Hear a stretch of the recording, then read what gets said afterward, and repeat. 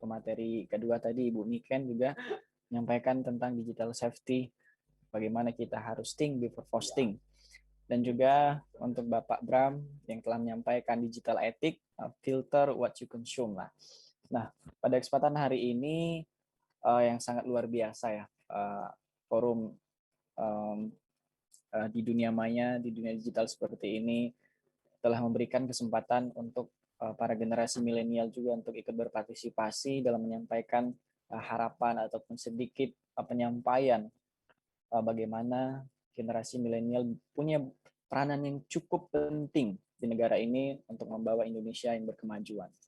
Baiklah, Bapak Ibu sekalian, teman-teman, rekan-rekan, siswa dan mahasiswa, saya izin untuk share screen. Pada hari ini saya izin menyampaikan materi yang berkaitan dengan personal branding, di mana personal branding ini menjadi hal yang cukup penting untuk kita pahami dan kita pelajari sebagai generasi milenial untuk dapat mempengaruhi ataupun mencoba untuk men-share apa yang menjadi kelebihan dari anak-anak muda tersebut. Ya. Pada hari ini materinya berkaitan dengan memaksimalkan personal branding melalui media sosial. Nah, sebelumnya kenalkan, saya Jeffrey Ramdhani, saat ini aktif di berbagai kegiatan organisasi dan juga berkaitan dengan literasi di Provinsi Lampung. Nah, ini sedikit biodata tentang saya, dan ini pengalaman organisasi seperti itu. Nah, saya akan memulai dengan data-data yang mungkin ini sudah sering sekali kita lihat ataupun kita baca ya di internet. Yang pertama adalah perbandingan data pengguna internet pada tahun 2020, tepatnya bulan Januari ke Januari 2021. Pertama adalah berkaitan dengan populasi penduduk Indonesia. Ini dari tahun 2020 ke tahun 2021 mengalami peningkatan 2,9 juta atau 1,1%. Nah, berkaitan dengan internet user, ini mengalami peningkatan yang cukup signifikan. The number of internet user in Indonesia increased by 27 million atau bertambah sekitar 27 juta jiwa atau sekitar 16% dari tahun 2020 ke tahun 2021. Nah, ini peningkatan yang cukup besar. Mungkin salah satu faktornya adalah di mana kita dipaksa mungkin untuk mau tidak mau, suka tidak suka harus berinteraksi dengan sosial media, dengan komputer, internet seperti itu ya. Ketika Indonesia bahkan dunia mengalami pandemi COVID-19. Social media statistik for Indonesia ini mengalami peningkatan sekitar 10 juta, 6,3%. Mobile connection ini mengalami peningkatan 4 juta atau 1,1%. Tapi di sini yang menarik adalah mobile connection itu meningkat ataupun penggunanya lebih daripada populasi jumlah penduduk yang ada di Indonesia. Nah, artinya kita sudah terhubung dengan dunia digital dan peningkatannya cukup signifikan. Nah, sekarang kita lihat bagaimana daily spend time-nya ketika kita menggunakan internet atau berselancar di dunia maya. Ternyata per Januari 2021, data menyatakan bahwa kita itu menggunakan internet dalam satu hari itu kurang lebih 8 jam 52 menit. Nah, ini merupakan suatu data yang cukup amazing lah. Kenapa demikian? Karena dalam satu hari kita menghabiskan 8 jam nih. Apa kaitannya dengan generasi milenial? Berkaitan dengan personal branding, berkaitan dengan sosial media.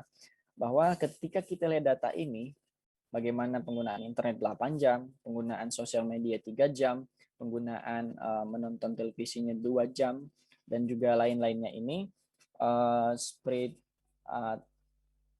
time spend reading-nya ini membaca di media online itu 1 jam 38 menit. Ini berkaitan dengan peluang generasi milenial ke depan untuk membranding diri, untuk menyampaikan, untuk mempengaruhi, untuk mencoba memberikan satu create berkaitan dengan prestasi ataupun personal branding berkaitan dengan entrepreneur atau dengan kecerdasan-kecerdasan yang mungkin ia miliki, tapi di sini agak susah untuk men-share, untuk memberitahukan apa yang menjadi kelebihan kita. Maka media sosial ataupun internet atau dunia digital adalah salah satu peluang yang harus dimaksimalkan oleh generasi milenial. Baik, rekan-rekan Bapak Ibu sekalian, rekan-rekan mahasiswa dan siswa, berkaitan dengan personal branding, tentunya sudah tidak asing lagi ya, bahwa personal branding ini bagaimana kita memasarkan diri, menjual diri, tapi dalam konteks yang positif. Bahwa ketika kita melihat merek iPhone, tentu kita tahu bahwa itu adalah bentuk dari smartphone. Fungsinya banyak, kameranya bagus misalnya begitu ya, bisa untuk menggunakan apa ya, media-media ataupun fitur-fitur yang canggih, harganya cukup mahal. Ketika kita berbicara tentang merek Adidas, siapa yang nggak kenal dengan merek Adidas gitu ya, cukup terkenal. Ya, ini sudah bicara produk, tapi ini saya coba memberikan satu perbandingan. Ketika kita berbicara tentang merek sepeda motor Honda misalnya, siapa yang tidak kenal ya bahwa itu merupakan suatu pabrik motor yang sangat terkenal dari Jepang misalnya. Nah, hari ini coba kita bandingkan dengan personal atau dengan diri kita. Ketika seseorang berbicara tentang saya, apa sih yang orang lain kenal gitu kan? Apakah saya ini dikenal dengan seorang yang memiliki semangat tinggi? Apakah saya ini dikenal dengan seorang yang memiliki visi yang luar biasa, ataupun dikenal dengan konten kreator yang berkaitan dengan pendidikan atau berkaitan dengan entrepreneur ataupun jual beli online misalnya begitu ya. Maka berkaitan dengan personal branding, kita harus memahami apa yang menjadi kelebihan dan kekurangan diri kita. Misalnya kita ingin membranding diri nih. Tapi apa sih yang ingin kita branding ataupun apa yang mau kita beritahukan kepada orang banyak tentang diri kita? Maka analisis pertamanya adalah kita harus pahami diri kita. Berkaitan dengan kelebihan, kekurangan, kita harus pahami dulu. Di sini ada brand you, your image, your mission, your value, your vision. Apa yang mau kita branding di sini? Tentu sebagai generasi milenial yang menjadi harapan ke depan, bahwa kita bicara tentang bagaimana generasi-generasi penerus bisa menjadi generasi yang bisa diharapkan memajukan Indonesia. Sering disebutkan di webinar literasi digital bahwa ke depan Indonesia akan mendapatkan bonus demografi. Bonus demografi ini adalah satu kondisi ketika usia produktif itu lebih banyak daripada usia non-produktif.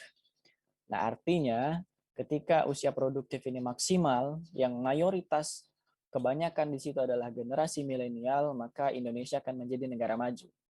Sebaliknya, ketika usia-usia produktif tidak memiliki skema bagaimana untuk memajukan atau membranding diri atau memiliki skill-skill yang dibutuhkan di masa depan, ataupun tidak dibantu dengan adanya program-program yang menunjang generasi milenial, maka jangan sampai kita menjadi tamu di negara sendiri seperti itu ya. Nah, berkaitan dengan membranding diri, sebelum kita ingin membranding diri melalui media sosial, kita harus pahami dulu apa yang menjadi kelebihan kekurangan tadi yang disampaikan. Ada sebuah penelitian yang menyatakan bahwa manusia itu memiliki berbagai jenis kecerdasan. Ada kecerdasan bahasa, ada kecerdasan interpersonal, ada kecerdasan musik, ada kecerdasan matematika, dan ada kecerdasan spiritual. Dari semua itu, kurang lebih saya lupa yang lainnya, bahwa penelitian oleh Howard Gardner dari Harvard University mengatakan ada 9 jenis kecerdasan. Di antara itu yang saya ingat, kita harus memahami dulu nih apa yang menjadi kelebihan, kekurangan dari diri kita pribadi begitu. Apa yang menjadi yang gue banget lah gitu kan? Apakah di bidang musik, apakah di bidang matematika, apakah di bidang bahasa, berkaitan dengan ya mungkin menyanyi, mungkin berkaitan dengan puisi, mungkin dengan berkaitan dengan public speaking. Nah, ketika kita sudah punya itu, maka kita bisa menentukan visi dan misi ke depan itu apa.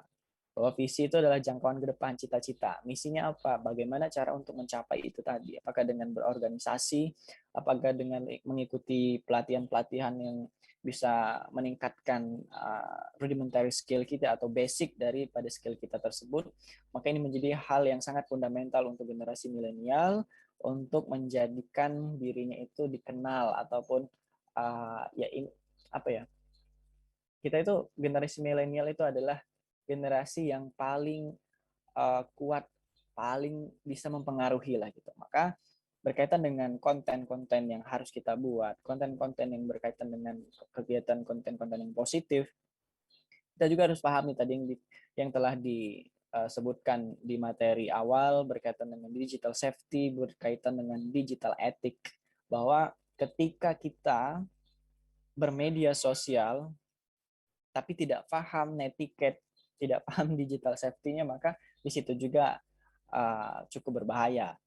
Nah, kemarin pun kita pernah mendengar penelitian dari Microsoft yang mengatakan bahwa netizen Indonesia itu paling tidak beretika di kawasan Asia Tenggara. Nah, tentu ini menjadi pukulan telak bagi kita bagaimana netiquette itu sangat penting untuk disampaikan kepada rekan-rekan, kepada keluarga, kepada adik-adik kita. Dan ketika sudah paham tentang itu, kita sudah mulai mencoba untuk masuk kepada digital skill. Nah, bagaimana sih cara untuk membangun personal branding? Tentunya banyak yang bertanya-tanya, saya jagonya di mana ya? Saya pengen banget nge-branding, tapi apa yang menjadi kelebihan dari saya begitu contohnya.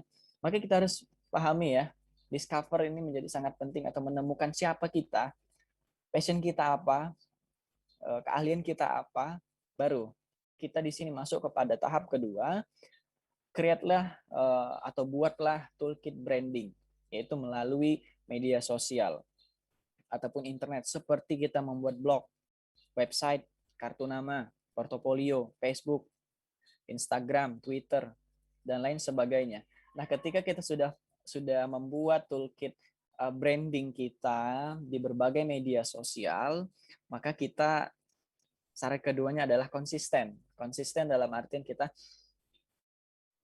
apapun yang terjadi, kita coba terus untuk tetap konsisten untuk membranding diri melalui media sosial tersebut. Apakah followernya banyak, apakah viewernya banyak, ataukah sedikit. Ketika itu memberi kebermanfaatan bagi orang banyak, maka itulah salah satu dakwah bagi para generasi milenial ke depan. Nah, maka berkaitan dengan personal branding, memahami siapa diri kita, memahami apa yang menjadi kelebihan kita, dan kita harus masuk kepada digital skill yang berkaitan dengan dunia digital. Nah, ada banyak media sosial yang banyak digemari oleh masyarakat Indonesia, dunia. Ada Instagram, ada YouTube, ada Facebook, ada WhatsApp, dan lain sebagainya. Sebagian besar media sosial yang digemari oleh generasi milenial adalah yang memiliki audiovisual dan menawarkan yang namanya share video, upload foto. Nah, karena ini menjadi kegemaran ya bagi generasi milenial ketika berinteraksi dengan orang banyak di media sosial, tidak boring lah begitu. Kita bisa lihat video, kita bisa upload foto, kita juga bisa memberikan komentar. Nah, dari berbagai media sosial, 4 diantaranya yang paling disenangi adalah YouTube, Facebook, Instagram, dan Line. Nah, ketika kita sudah paham itu, maka kita bisa menentukan personal branding kita ke arah mana. Tadi ya, memahami siapa kita. Apakah kita ingin menjadi entrepreneur seperti Mbak KOL ya, Mbak Tini. Kalau saya lihat di Instagramnya, wah sangat luar biasa sekali ya. Nah, itu berkaitan sekali nih dengan personal branding gitu ya. Begitu aktif dan juga followernya sudah cukup banyak begitu. Nah, jadi berkaitan dengan media digital hari ini, mau tidak mau, suka tidak suka, kita harus bersentuhan langsung. Tapi harus diingat bahwa ketika kita menggunakan internet, sosial media, kita tidak hanya berinteraksi dengan tombol-tombol, layar, kaca, dan lain sebagainya. Tapi kita juga berinteraksi dengan manusia nyata, tetapi di dunia digital. Maka pentingnya mengetahui, memahami netiquette di dalam berinternet tadi. Nah, ketika kita sudah membuat toolkit, kita sudah mengenal diri kita, maka komunikasikan kepada dunia. Komunikasikan kepada orang banyak dengan cara men-share, mengenalkan siapa kita. Nah, maka dengan demikian perlahan namun pasti akan semakin terbangun nih personal branding kita. Orang-orang akan mengenal kita. Nah, seperti tadi yang saya sebutkan, ketika orang kenal mendengar nama Mario Teguh. Nah, Mario Teguh itu siapa sih? Oh, itu motivator. Nah, gitu kan. Ketika orang mendengar Najwa Shihab siapa sih? Oh, presenter. Nah, hari ini apa yang mau kita branding dari diri kita?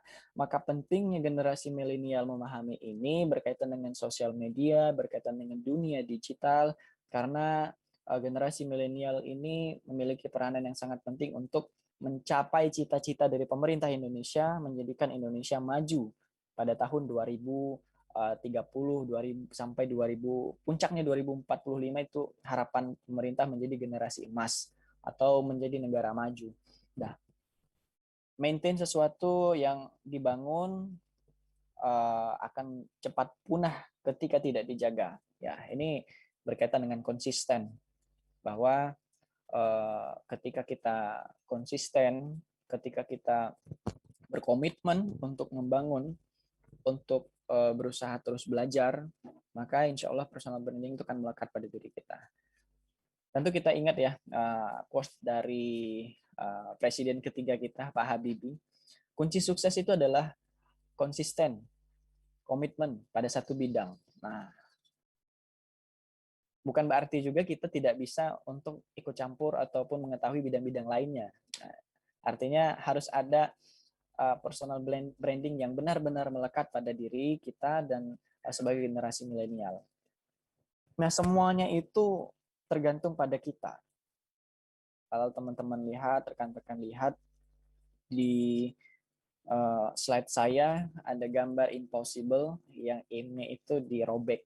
Nah, bahwa ketika kita ingin membentuk suatu personal branding, ada banyak orang yang meremehkan mungkin. Ada orang yang berpandangan sebelah mata. Maka kata impossible itu adalah kata tidak mungkin. Ketika kita buang prefix im, maka akan menjadi mungkin. Maksudnya adalah semuanya tergantung dari diri kita. Semangat dan juga kepercayaan diri yang tinggi, memahami visi dan misi, paham akan kelebihan, kekurangan diri kita, dan juga kita memahami siapa diri kita, visi misi yang jelas ke depan, maka impossible bisa menjadi possible. Mohon maaf Bapak, waktunya tinggal 1 menit lagi. Oh, 1 menit. Baik. Terima kasih Mbak Moderator. Saya lanjutkan. Tujuan personal branding tentunya untuk merangsang persepsi bermakna tentang nilai dan kualitas yang kita miliki. Memberitahukan kepada orang lain tentang siapa kita, apa yang kita lakukan, apa yang membuat kita beda dengan yang lain. Mempengaruhi orang lain tentang persepsi kita, membuat calon customer. Nah, ini ketika kita ingin masuk kepada dunia entrepreneur ya, untuk melihat bagaimana kita sebagai satu-satunya solusi untuk problem dari apa yang mereka alami seperti itu. Menempatkan diri kita di atas kompetisi dan membuat kita unik dan lebih baik dari kompetitor dalam dunia usaha. Nah, artinya tujuan personal branding ini adalah bagaimana kita untuk memberitahukan kepada dunia siapa kita, apa yang menjadi pembeda dari kita, ketika juga berkaitan dengan dunia bisnis, dunia pendidikan, dunia entrepreneur, maka kita bisa menjadi kompetitor yang membuat kita unik itu apa yang bisa membedakan sehingga orang-orang itu percaya kepada kita. Nah, untuk Mbak Moderator mungkin hanya itu yang bisa saya sampaikan. Lebih dan kurangnya saya mohon maaf. Pada intinya, membangun personal branding adalah harapan yang sangat kita kampanyekan selalu ya untuk generasi milenial dari level pendidikan apapun, bahwa ketika kita ingin membangun personal branding, kita mencoba untuk mengetahui jati diri kita, tidak hanya kita di sini yang menjadi apa ya, yang bisa dikenal, ataupun tidak hanya kita yang mendapatkan efek baik, tapi juga berkaitan dengan lingkungan, provinsi, kabupaten, bahkan negara kita. Disitulah proses kita mencoba untuk membantu pemerintah, membantu keluarga untuk membranding diri, untuk mencapai Indonesia yang berkemajuan. Demikian dari saya. Terima kasih untuk kesempatan yang sangat luar biasa ini. Perjalanan 1000 km itu diawali dengan satu langkah kecil. Maka ketika kita mengawali langkah kecil, kita akan mencoba untuk menggapai sukses yang orang lain itu anggap tidak mungkin. Saya Jeffrey Ramdhani, terima kasih. Saya kembalikan kepada moderator. Fastabiqul khairat. Wassalamualaikum warahmatullahi wabarakatuh. Waalaikumsalam warahmatullahi wabarakatuh. Terima kasih kepada Pak Jeffrey atas penyampaian materinya. Tadi kita sudah belajar banyak nih mengenai personal branding. Jadi kita bisa tahu terlebih dahulu ya Pak, kekurangan dan kelebihan kita. Ya, betul sekali Mbak Astrid. Ya, terima kasih banyak Pak Jeffrey. Sama-sama. Baik, kita lanjut ke sesi berikutnya, yaitu sesi tanya jawab. Ternyata sudah banyak nih penanya atau peserta webinar yang sudah bertanya melalui kolom chat. Berarti antusias Lampung Utara ini sangat luar biasa. Mungkin kita lanjut ke penanya kita yang pertama, yaitu Kak Andara yang akan bertanya langsung kepada Pak Prayudi. Untuk Kak Andara bisa menyalakan kamera dan mikrofonnya.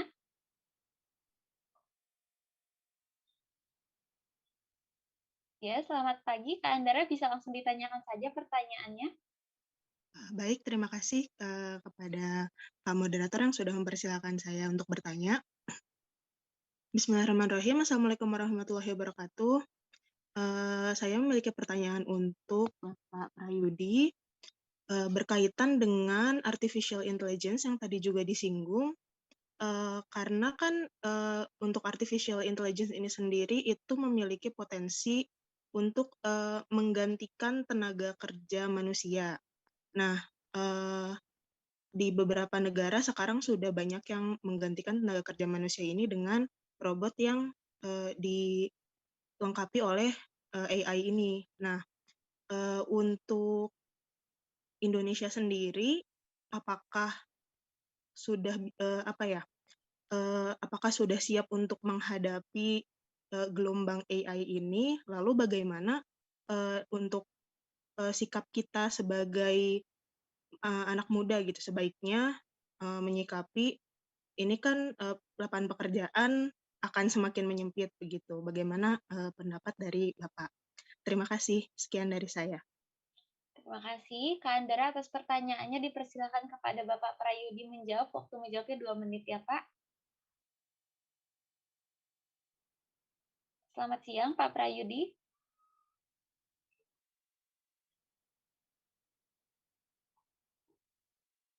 Selamat siang Pak Prayudi, apakah mendengar suara saya? Ya. Ya, baik Bapak bisa langsung dijawab saja. Halo.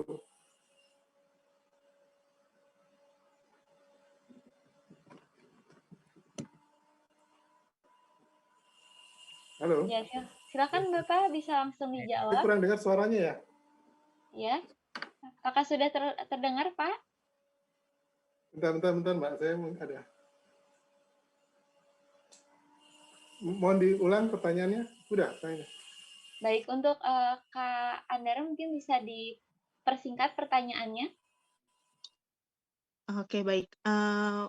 Menanggapi soal artificial intelligence, menurut Bapak, apakah Indonesia sudah siap untuk menghadapi AI sebagai bagian dari industri 4.0 dan bagaimana menurut Bapak sebaiknya anak muda ini menyikapi lapangan pekerjaan yang nantinya akan semakin sedikit dengan adanya AI ini?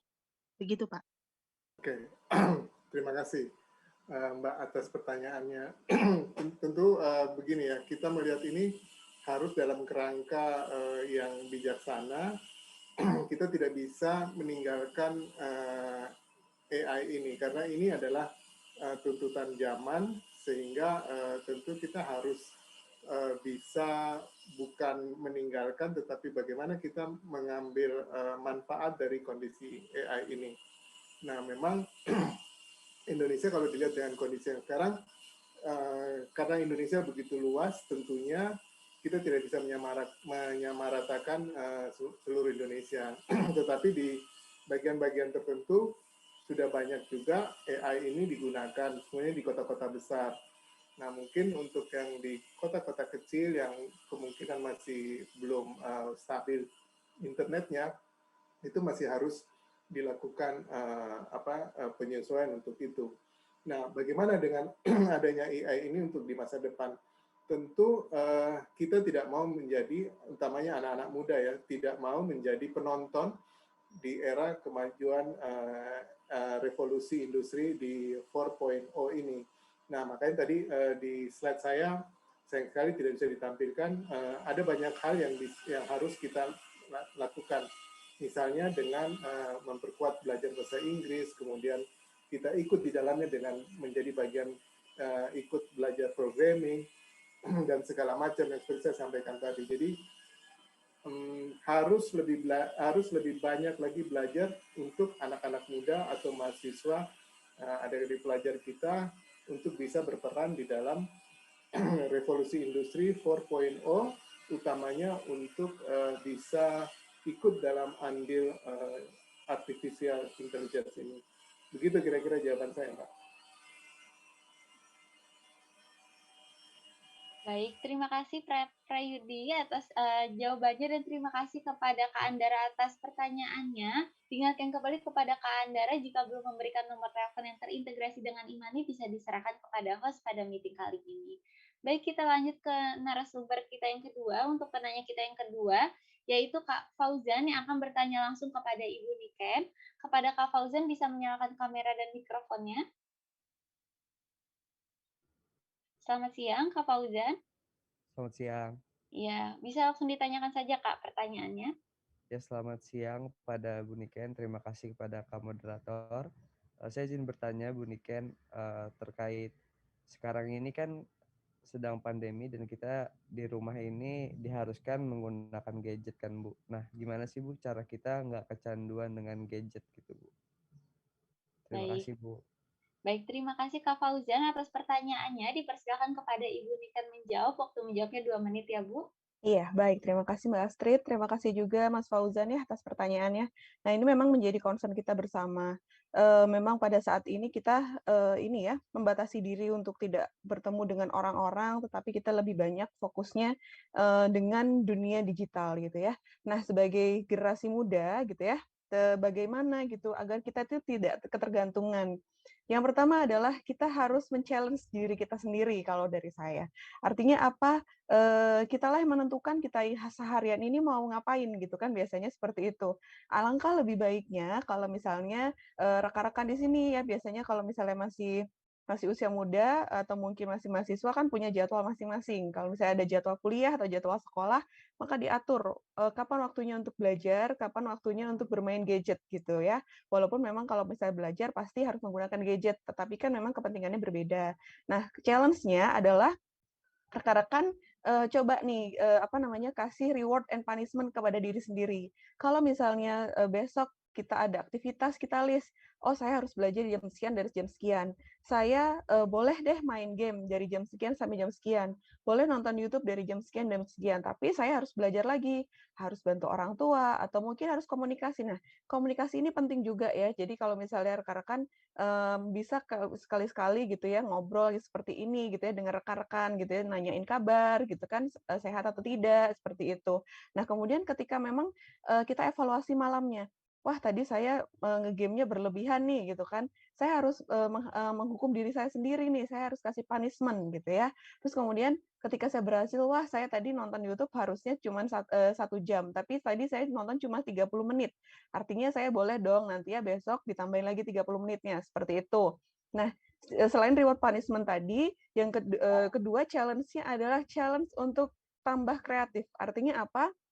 Gunakan sosial media, tadi rekan-rekan sudah belajar, mungkin nanti bisa lebih belajar lagi ya, bagaimana untuk membuat sebuah konten yang menghasilkan gitu ya. Jadi kalau bisa kita gunakan sosial media ini tidak hanya untuk membuat hiburan saja, artinya apa? Kita sebagai penikmat saja, kalau bisa kita sebagai content creator-nya gitu ya. Jadi kita manfaatkan sebaik mungkin.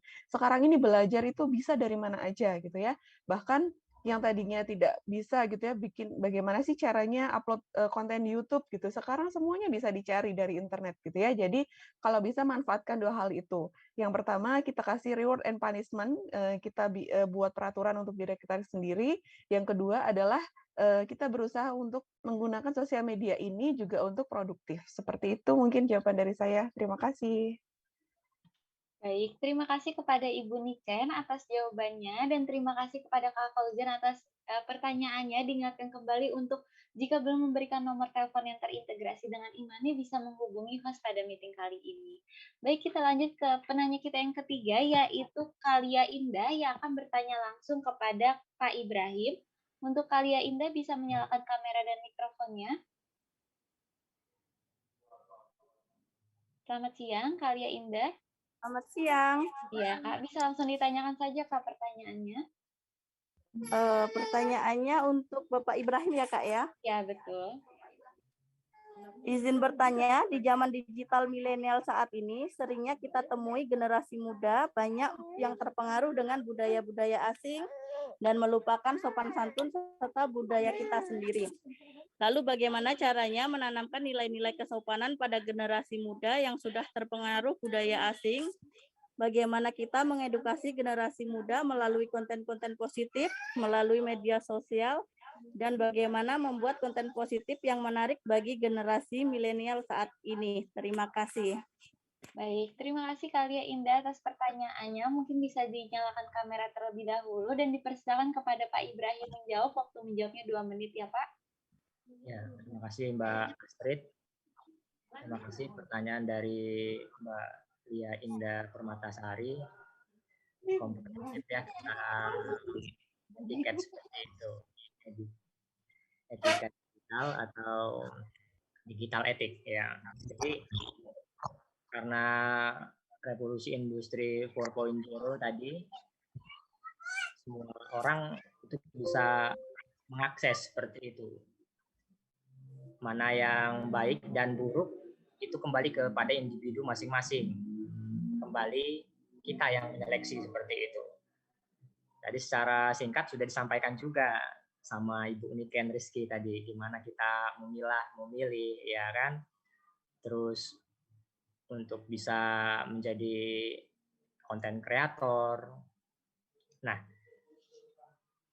untuk tadi Bu, yang bagaimana mengembalikan etika kita yang baik seperti itu tadi ya, kurang lebih seperti itu.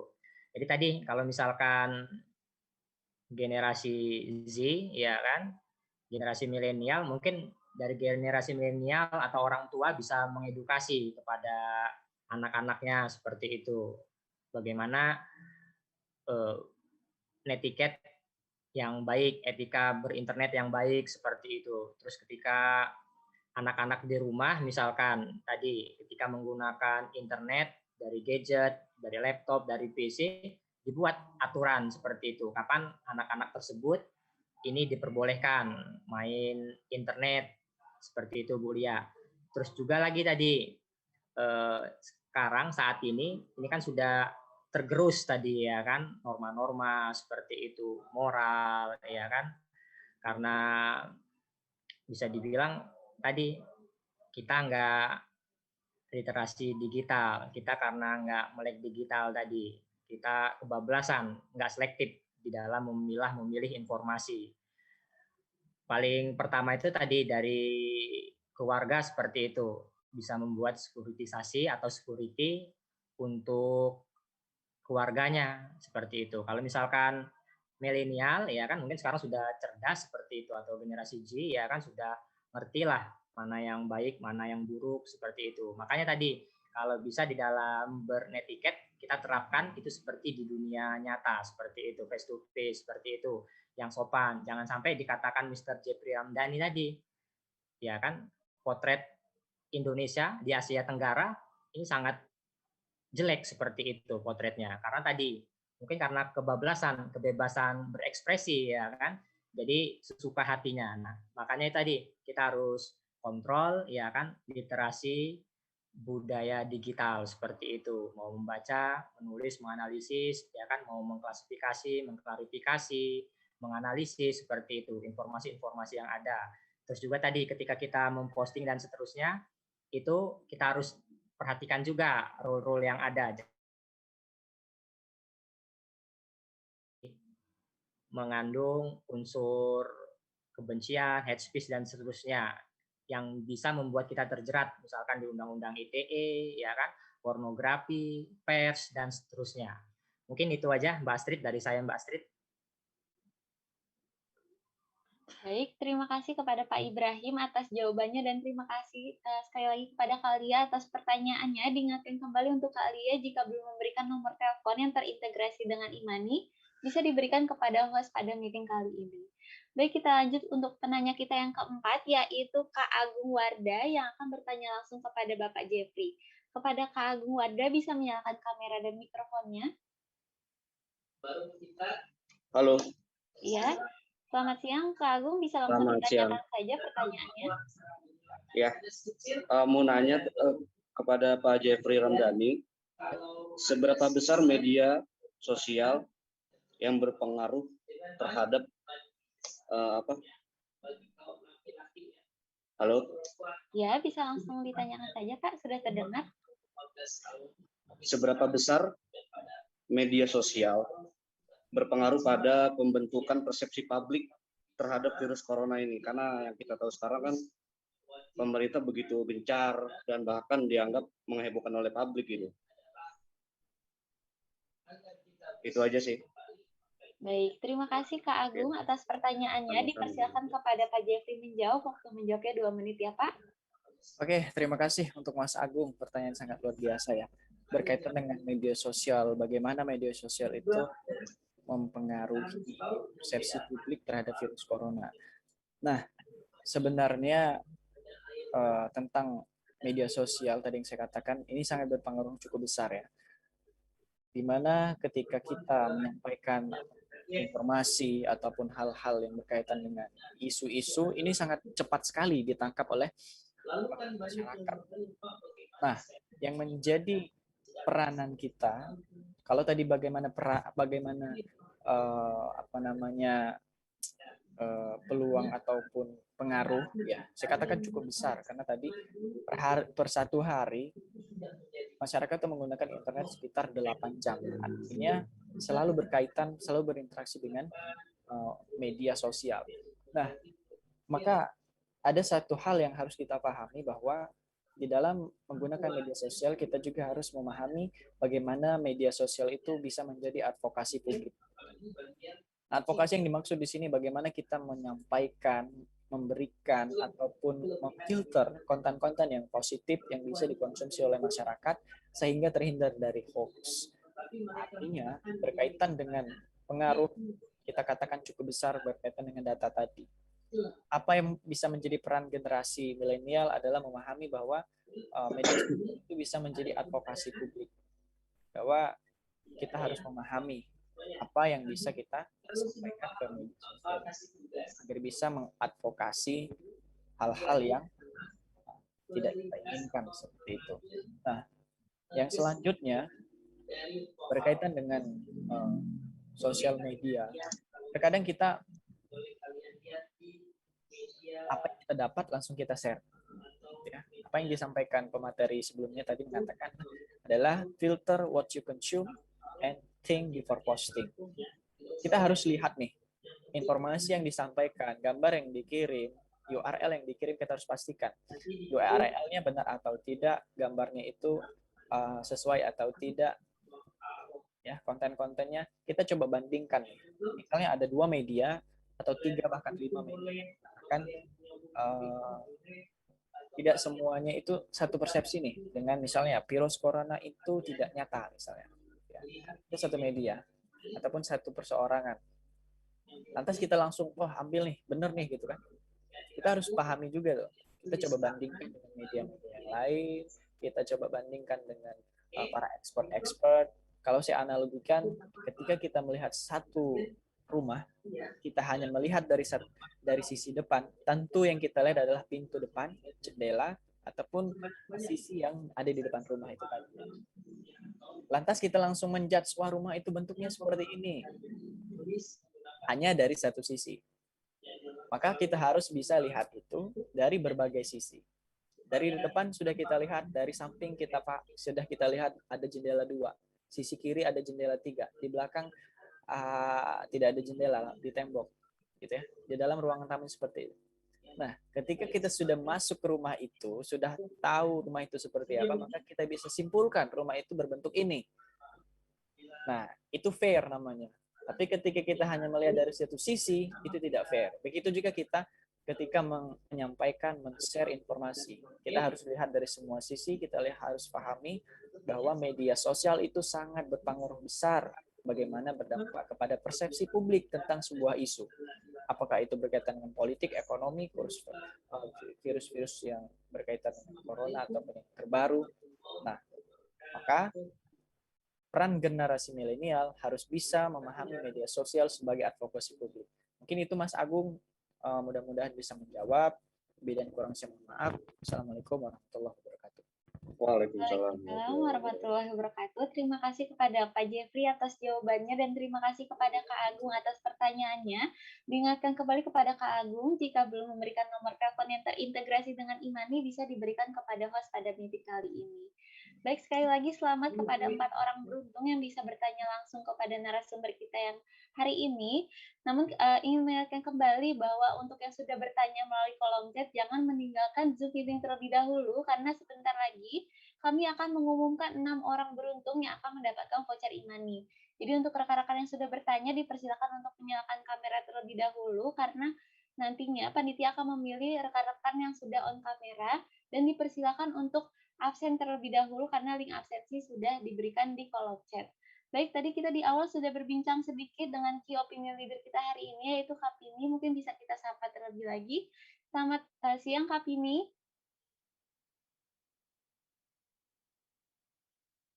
Selamat siang, Kak Pini. Apakah mendengar suara saya?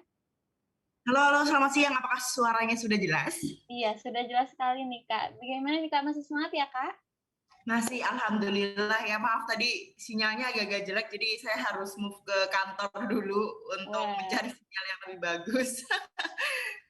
Hari ini kita membahas menarik yang temanya menarik banget nih, Kak, yaitu cerdas di era digital. Nah, setelah kita sama-sama mendengar pemaparan materi dari keempat narasumber kita yang keren-keren hari ini, kalau menurut Kakak, pendapat Kakak mengenai tema hari ini bagaimana nih, Kak? Oke, Kak Asrid, makasih banyak. Jadi memang materi kali ini tuh benar-benar luar biasa, apalagi tadi antusiasme teman-teman untuk bertanya, dan saya tertarik dengan pertanyaan yang terakhir. Tadi mengenai sosial media di tengah pandemi seperti ini. Itu ada sangat besar kaitannya dengan cerdas di era digital. Kenapa? Karena itu adalah kembali lagi ke diri kita, bagaimana cara kita mencerna sebuah berita. Apalagi berita pandemi ini kan beragam ya. Ada mulai hoax beragam sekali kan beredar dengan mudahnya. Ada lagi clickbait nih, teman-teman juga harus memperhatikan soal clickbait. Kemarin saya karena saya juga aktif di Twitter itu kan banyak ya untuk diskusi-diskusi hal-hal begini ya, dan mungkin random juga ada diskusi yang lucu, ada diskusi yang serius gitu kan. Nah kebetulan kemarin itu ada pembahasan mengenai di Singapura orang yang sudah vaksin masih bisa terkena virus. Nah, itu kan headline atau judul berita yang benar-benar clickbait. Padahal di dalamnya itu ada informasi yang dijelaskan bahwa orang yang sudah vaksin masih terkena virus, betul, tapi dengan gejala yang sangat ringan. Nah, orang-orang Indonesia yang pada mulanya memang mereka itu takut untuk vaksin, semakin takut dengan membaca judul itu. Itulah kenapa kita harus cerdas di era digital dengan tidak mudah menyimpulkan segala sesuatu. Baca sampai habis, dari awal sampai akhir, karena kita tidak tahu nih, inti sebuah berita itu ada di awal, di tengah, atau di akhir. Nah, sekarang itu orang-orang media ya, khususnya orang-orang tuh berlomba-lomba agar beritanya ini trending tanpa memikirkan efek samping. orang Indonesia ini masih rendah literasinya, masih rendah untuk mau membacanya, mau belajarnya, mau memahaminya itu sangat-sangat masih rendah. Kayak membaca judul aja kayaknya dia udah paling tahu tuh seisi berita itu, padahal tidak. Harusnya orang-orang harusnya kita semua ini mau untuk membaca dari awal sampai akhir, tidak mudah panas, mencari sumber informasi lainnya, karena bahkan kemarin juga sempat ada pemberitaan yang sudah menganggap corona sebagai flu biasa, padahal itu ada penjelasan lain. Teman-teman di sini paling tidak untuk kita berada di era digital sangat dapatkan informasi sangat luas juga, kita bisa mencari sesuatu, jangan mudah panas gitu kan ya, karena kita semua tuh memiliki sesuatu hal yang kalau aku tahu duluan ini artinya aku hebat gitu, padahal belum tentu, belum semuanya seperti itu. Kita bisa saja malah kita yang kegocek tuh sebenarnya. Ada informasi yang sebenarnya perlu kita tahu lebih dalam, perlu kita tahu dasar-dasar lainnya dari berbagai macam sumber, dari informasi lain, namun kita sudah terlanjur untuk mengupload. Apalagi teman-teman di sini yang sudah membranding dirinya, ada personal branding sendiri nih di sosial media. Nah, itu juga teman-teman diharapkan untuk tidak mudah langsung jempolnya share gitu kan. Harusnya kita semua juga harusnya kita juga semua mulai mawas diri untuk berhati-hati men-share sesuatu, cari tahu segala sumbernya terlebih dahulu baru kita bagikan. Apalagi orang tua ya, orang tua kita itu yang mudah terprovokasi dengan sebuah broadcastan di WhatsApp. Itu teman-teman juga harus mau dan harus bersabar untuk mengajari orang tua kita agar orang tua kita tidak mudah untuk terjerumus ke sana. Mungkin ada kayak resep-resep antivirus, anti corona dan lain sebagainya, padahal dokter belum membenarkan hal itu, tapi sudah di-share ke seluruhnya. Mungkin seperti itu ya Mbak. Jadi cerdas di era digital adalah kita harus mampu dan mau untuk mencari tahu lebih dalam, mau untuk membaca lebih jauh dan lebih sampai akhir lagi, hanya di judul saja, buka judulnya. Menemukan sebuah berita yang clickbait, buka judulnya. Mungkin boleh juga disentil juga ya di media ya, mengenai media yang memberi judul clickbait. Kemarin juga rame itu di Twitter, langsung disentil medianya. Media ini, tolong ya kalau misalkan ngasih berita, itu jangan yang judulnya clickbait, karena masyarakat Indonesia, orang-orang yang memang makin terjebak dengan berita-berita yang seperti hoax dan masih menimbulkan keresahan gitu ya. Mungkin seperti itu, Kakak moderator. Iya, menarik banget nih ya Kak ya. Apalagi sekarang emang lagi marak sekali nih ya Kak pemberitaan mengenai virus corona tentunya. Nah Kak, tadi menarik juga kita membahas nih dengan narasumber kita yang keempat mengenai personal branding. Nah kalau aku melihat dari Instagram Kakak kayaknya sangat aktif juga nih Kak. Nah mungkin bisa memberikan tips dan trik nih atau bagaimana, karena kan tadi dijelaskan juga kepada narasumber keempat bahwa kita harus tahu dulu nih kelebihan dan kekurangan kita. Nah bagaimana sih Kak untuk rekan-rekan peserta webinar bisa memulai itu dan bisa membuat personal branding yang baik tentunya? Oke, terima kasih. Jadi kalau misalkan teman-teman di sini ya, personal branding itu memang benar-benar ini sih diperlukan, tidak hanya di sosial media, tapi di dunia nyata juga. Jadi setidaknya seperti yang disampaikan tadi oleh narasumber kita yang keempat ya tadi ya, bahwa orang itu kalau misalkan disebut Vini siapa gitu, oh Vini yang doyan makan gitu kan, Vini yang reviewnya gitu. Nah, cobalah kita untuk membangun personal branding seperti itu. Dengan cara apa? Dengan cara melakukan hal-hal yang bermula dari hobi. Mulai dari kesukaan, lakukan secara rutin, lakukan secara terus-menerus, otomatis ini hobi dan kesukaan yang dalam tanda kutip positif ya, bukan berarti yang negatif bisa dilakukan, tapi ini hobi dan kesukaan yang positif. Lakukan secara berulang. Kalau misalkan kalian menjadikan sosial media sebagai kurikulum vitae online kalian, nah brandinglah kalian di situ. Tapi kalau misalkan kalian hanya menggunakan sosial media untuk mencari informasi, tidak apa-apa. Berarti kalian harus membangun personal branding di sekitar kalian, di lingkungan kerja, di lingkungan sekolah, di lingkungan keluarga, seperti itu. Karena begini, satu hal yang saya ingat pada saat waktu dulu saya masih sekolah. Kalian memilih mana? Memilih menjadi siswa atau siswi yang sangat pintar atau siswa-siswi yang sangat bandel. Kalau nggak sangat pintar ya sangat bandel gitu. Kalau yang di tengah-tengah kayaknya sangat diingat oleh guru gitu kan. Seperti itu singkatnya. Jadi kalau misalkan ingin menjadi seseorang yang diingat, buatlah sesuatu hal yang kalau bisa yang positif aja, agar orang bisa selalu mengingat hal-hal positif tersebut, bahkan sampai nanti kita tidak ada. Dan yang paling penting adalah seperti apa kalian ingin diingat kalau kalian sudah tidak ada di dunia. Itu yang harus kalian brandingkan mulai dari sekarang. Jadi misalkan semoga orang-orang sekitar mengingat saya dengan hal-hal kebaikan. Mungkin itu terkesan pamrih ya, terkesan pamer gitu ya, atau sombong gitu kan. Tapi itu enggak. Itu ada jalan kalian untuk mau tidak mau kalian harus berbuat baik setiap hari dan menghilangkan perbuatan-perbuatan buruk sehingga nanti terbentuk mindset ketika misal kalian meninggal, misal nih saya meninggal dunia, oh iya Vini dulu saya ingat banget Vini suka review makanan gitu. Nah, atau hal-hal positif lainnya yang ingin diingat. Karena apa? Dengan seperti itu kalian akan termotivasi dan mau tidak mau kalian akan melakukan hal baik karena kita semua tidak ingin kalau misalkan kita sudah meninggal atau sudah tidak ada di dunia diingatnya adalah hal buruk. Itu tidak ada yang ingin seperti itu. Maka dari itu personal branding bisa dibangun mulai dari seperti itu. Wah, menarik banget nih Kak. Mungkin nih Kak, karena keterbatasan waktu, Kakak bisa memberikan closing statement atau pesan-pesan nih untuk peserta webinar hari ini. Oke, baik. Terima kasih. Closing statement pada kesempatan kali ini tadi sudah dijelaskan oleh narasumber 1 sampai dengan 4. Itu sangat luar biasa sekali, mulai dari penggunaan sosial media oleh rekan-rekan masyarakat di Indonesia 8 jam ya, teman-teman di sini, apalagi TikTok kan. Scroll nggak terasa udah jam 2 pagi ya kan. Nah itu teman-teman gunanya kita cerdas di era digital, kita harus punya timing sendiri, kapan kita harus main gadget hanya untuk fun, kapan kita harus main gadget untuk bersenang-senang, bekerja, dan lain sebagainya.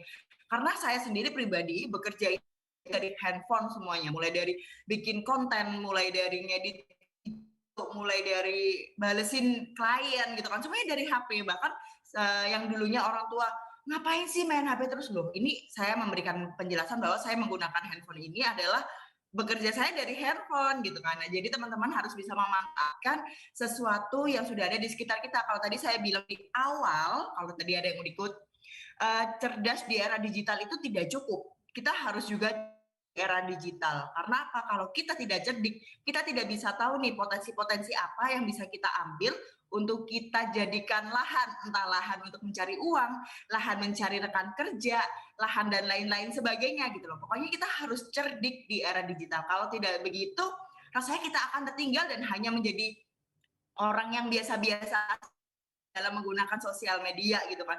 Nah, kalian ngabisin kuota hanya untuk menjadi orang yang biasa di sosial media. Kalian kuotanya habis, itu harus digunakan untuk hal-hal yang positif. Untuk jualan online, untuk menjadi influencer ya. Kalian followersnya nggak harus banyak loh jadi influencer itu, karena kita semua influencer. Kalau kita bisa mempengaruhi hal baik untuk sekitar kita, kita itu disebut influencer, tidak melulu harus yang, wah followersku nggak bisa swipe up nih, aku nggak bisa swipe up, aku belum 10K dan lain sebagainya. Nggak masalah, saya dulu juga memulainya dari awal. Semua influencer yang followersnya ratusan K, puluhan K itu mulainya dari awal. Kalau kalian tidak memulai dari sekarang, kapan lagi? Pokoknya inti dari cerdas di era digital adalah jangan habiskan kuota pulsa kalian hanya untuk nge-scroll yang tidak berguna. Gunakan pulsa dan kuota kalian untuk hal-hal yang berguna, cari uang, cari relasi, pokoknya dan lain sebagainya. Kalian harus cerdik-cerdiklah di era digital. Terima kasih. More info nanti kalian bisa follow aja di Instagram di @pinieyes, PINIEYES. Nanti kalau misalnya sharing, insya Allah kalau ada kesempatan nanti aku balas juga DM kalian. Terima kasih, sampai jumpa. Mbak. Iya, baik, terima kasih Kak Pini atas sharing-sharing hari ini, sangat memberikan motivasi positif nih tentunya kepada rekan-rekan peserta webinar kali ini. Terima kasih banyak Kak Pini. Sama-sama. Baik, sebentar lagi kami akan mengumumkan nih 6 orang beruntung yang akan mendapatkan voucher e-money. Namun sebelumnya kami ingin mengingatkan bahwa link absensi sudah ada di kolom chat, sehingga untuk rekan-rekan peserta webinar bisa absen terlebih dahulu.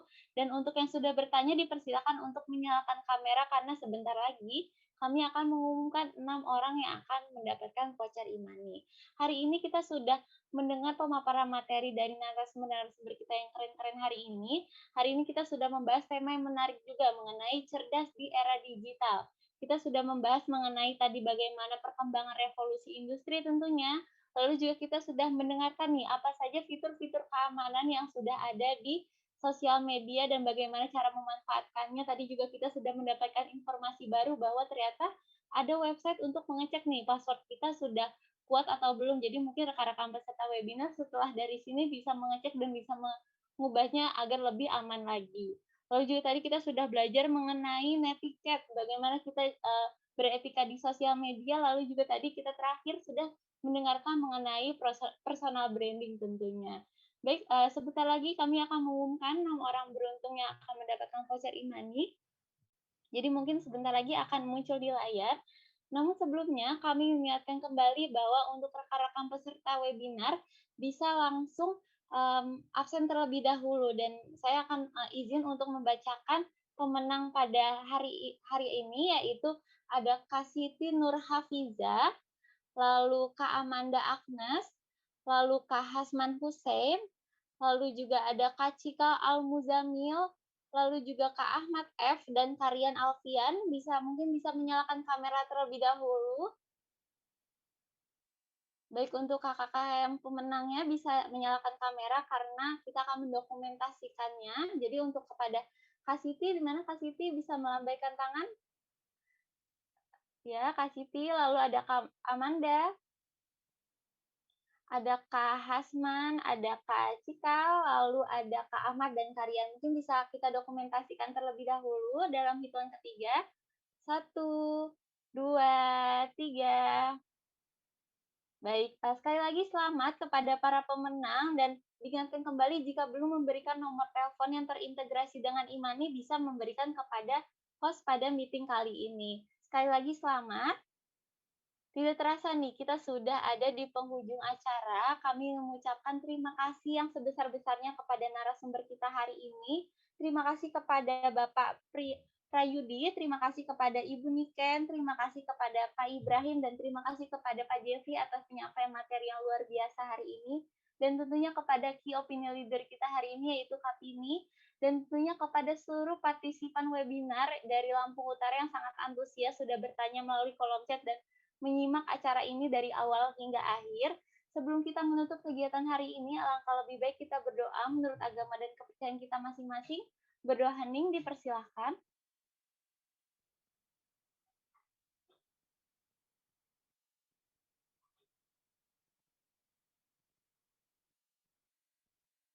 Berdoa hening tidak pernah usai. Sekali lagi terima kasih kepada narasumber, terima kasih kepada key opinion leader kita, dan juga kepada seluruh partisipan webinar yang berbahagia. Terus terapkan protokol kesehatan, semoga kita selalu diberikan kesehatan dimanapun kita berada. Saya Astrid Anggraini selaku pembawa acara sekaligus moderator undur diri, kurang lebihnya mohon maaf. Salam literasi, Indonesia makin cakap digital. Wassalamualaikum warahmatullahi wabarakatuh. Waalaikumsalam warahmatullahi wabarakatuh. Terima kasih Mbak Astrid. Mbak Yudi, Bu Niken. Ya, Mbak Astrid. Ini baru kelihatan Mbak opininya, tadi hilang-hilang. Iya, sinyalnya parah banget tadi. Baca sosmed bikin aku bengong. Banyak berita isinya bohong, bikin orang jadi saling menggonggong. Seperti ada niat sebar kebencian, tanpa peduli akan ada kerugian. Seperti dapat munculnya permusuhan karena tertipu jadi curigaan. Gue pernah baca di sosmed yang jadi merugikan tukang trompet. Katanya trompet bisa bikin kanker, trompet sih cuma bisa bikin bibir doer. Sylvester Stallone dibilang mati, Brad Pitt juga dibilang mati, Mr. Bean, Jackie Chan juga dibilang mati. Senang banget doain orang mati. Harusnya ada etikanya bermain sosial media.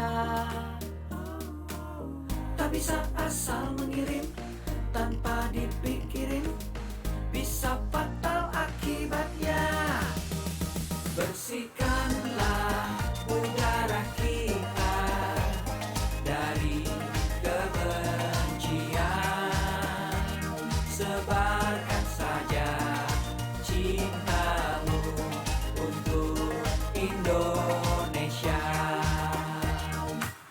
kepada pengguna sosmed, mari bersatu sampai lengket.